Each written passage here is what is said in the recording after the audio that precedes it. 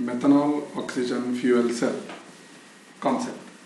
Here, aqueous methanol is used as the fuel. Air or oxygen is used as the oxidant to generate the electricity using liquid electrolyte.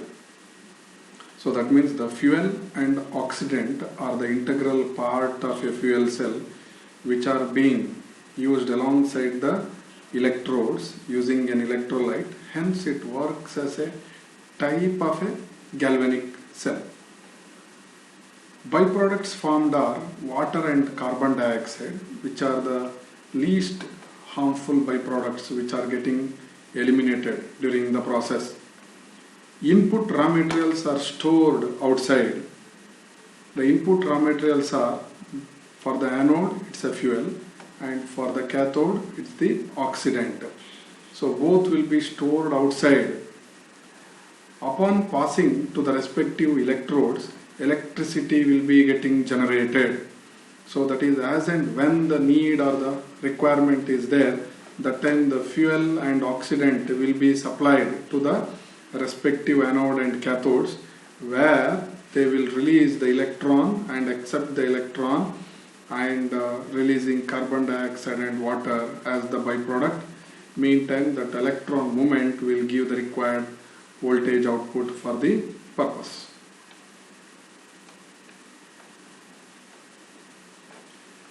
Methanol oxygen fuel cell and its a schematic representation. So the simplest diagram which can be possible will be like this. So here the anode is there. So the anode made up of platinum. The cathode is also made up of platinum. So in between that, the electrolyte, that is the 3.7 molar sulfuric acid is the electrolyte.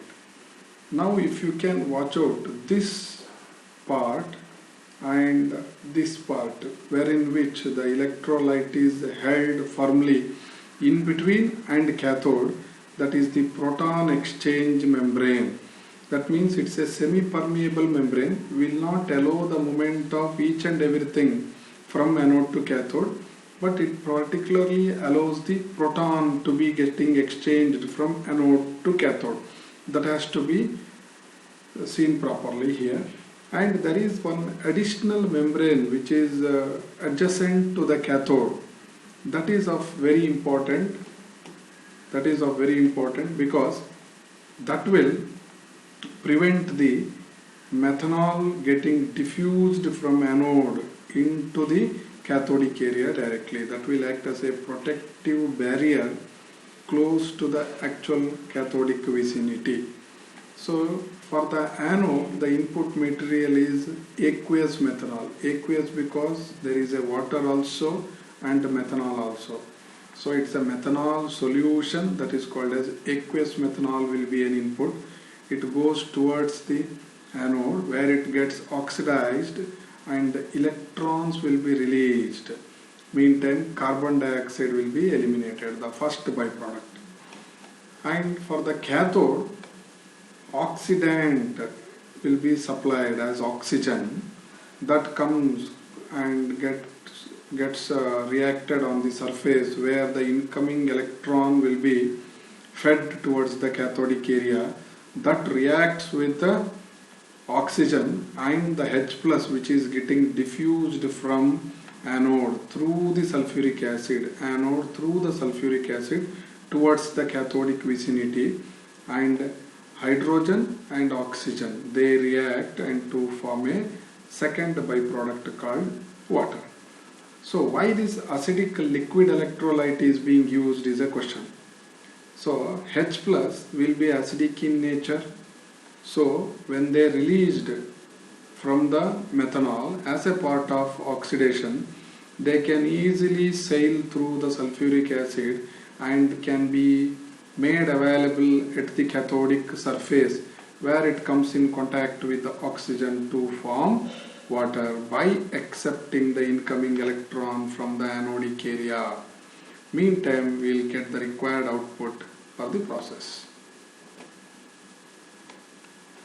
Construction and working. So while writing So this is of a new attempt which is being made. Usually we will be writing the construction and working under separate side headings, but here we are fusing it for the first time.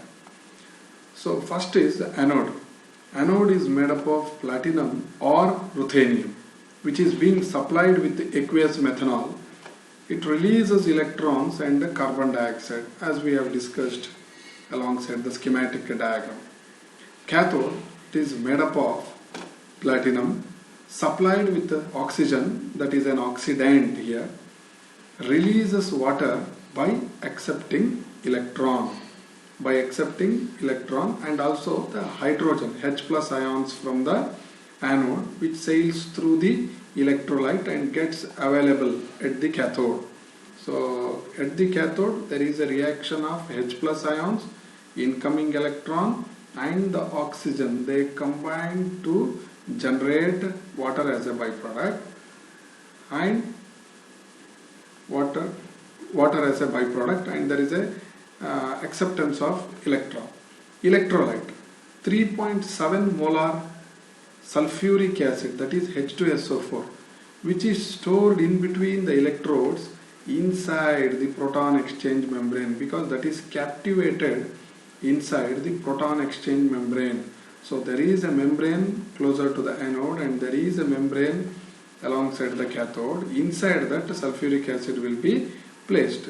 So H plus can sail through the sulfuric acid from anodic area towards the cathodic area. That is called as the proton exchange. The proton will be exchanged from anode and it will be made available at the cathodic vicinity. That happens through the semi-permeable membrane. Specifically, that can be said as proton exchange membrane. Additional membrane close to the cathodic area, there is a additional membrane which is there that prevents the methanol diffusion to the cathodic vicinity. Electrode reaction and the outputs at anode. Since we said it's a galvanic type, there should be an oxidation and there should be a reduction. Oxidation will occur at anode and reduction will occur at a cathode. So both reactions will happen with the support of a catalyst provided at the respective electrodes. See, aqueous methanol, water and methanol mixture is called as aqueous methanol. Reason will be oxidation to generate protons, electron and CO2. CO2 will escape out as a anodic byproduct. This 6H plus will sail through the electrolyte and it will be available at the cathode, where the oxidant oxygen, proton and electron fuse to form or reduce to generate water. That is the second byproduct. And this is the overall cell reaction of a fuel cell. Representation much easier over here. Aqueous methanol will be a anodic active material that will be in contact with the anodic platinum, and in between electrolyte, cathodic platinum, and there is a supply of oxygen. Operating temperature regularly 40 to 90 degrees Celsius is the usual operating temperature. As the temperature increases, efficiency or the output as per the voltage also will increase. EMF generated usually 1.2 to 1.25 volts. Application, it's a majorly has a military utility where there is a huge number of heavy batteries to be charged. Power for the various training and utility equipments also. Hence in the major it has a military level application.